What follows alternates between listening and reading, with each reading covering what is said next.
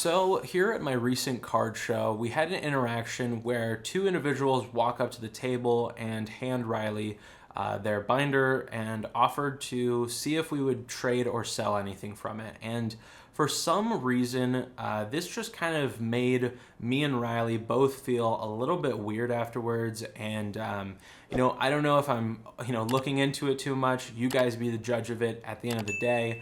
And I do absolutely want to give the benefit of the doubt to these sellers. I think that there is a possibility that they didn't know.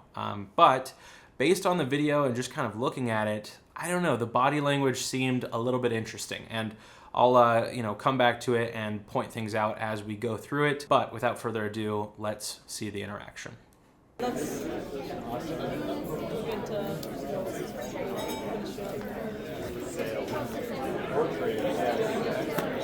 Yeah, no, we can take a look at it. Yeah, for sure. Either way, I just pointed out just when I see it, just in case people don't know, but this one is fake, just to let you know. I don't know if you do that or not, but I'm just trying to point it out. Sometimes it's hard to tell. So that was like first kind of red flag there for me when reviewing the footage. I don't know if I noticed this in person or not, but with body language, it's kind of hard for us to really connect sometimes with what people are saying and then what we're making up. So, he started with a head nod, but then switched to shaking his head when I had asked if he had known whether that was fake or not. And, maybe I'm just looking into it too much. Maybe I've been watching too many detective shows. But it just, after watching the footage back and seeing that, it just felt a little bit weird to me that he, kind of started with shaking his head, almost like he did know that he had some fake cards in there or whatever it was. But again, still want to give the benefit of the doubt. This is just one factor. Yeah, but yeah, just it's jumped up in price recently. Holy yeah, I remember looking at that when it was like 70, right? Yeah, so I'm seeing. I would put a value on that for like 130. I would say.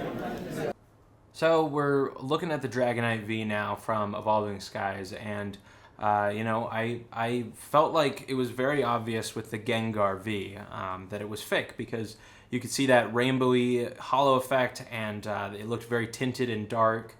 But the reason I'm even entertaining this Dragonite is not because I knew it was fake and I just wanted to see if they were lying. It actually was in a sleeve where it looked perfectly normal. And we're going to zoom into it real quick here in a second when I actually pull it out of the sleeve and realize that it is completely fake. And I was also looking at this Pikachu first edition from Jungle. I ended up passing on that just because it was a little bit cheaper than I thought it was. I was confusing it for the W stamped version. And I just wanted to pick up stuff that was a little bit more on the pricey side during the show today. But here's when I take it out of the sleeve. So I put this one. Okay, I'm gonna go find Tanner. yeah. Oh yeah. It's on the small one. If you go to the restroom, it's like by It's not real, so yeah, if you look at the hollow pattern. Oh yeah, of course. You can take it out and look at it. So you can see how it's like that. How do I conjure out this An actual holographic card wouldn't look so dark like that. So you see how that one's still very visible. This one almost is tinted. I'm gonna grab it. I just want to finish my. And you'd actually be able to tell if, really specifically, you'd be able to tell if you ripped it. So if you rip, a real card will have this black line. If you ripped that right now, it wouldn't happen. Oh, interesting. Yeah. Okay. Oh, cool. Yeah, no problem. Yeah, for sure. So that's the interaction, and again, I want to give total benefit of the doubt here.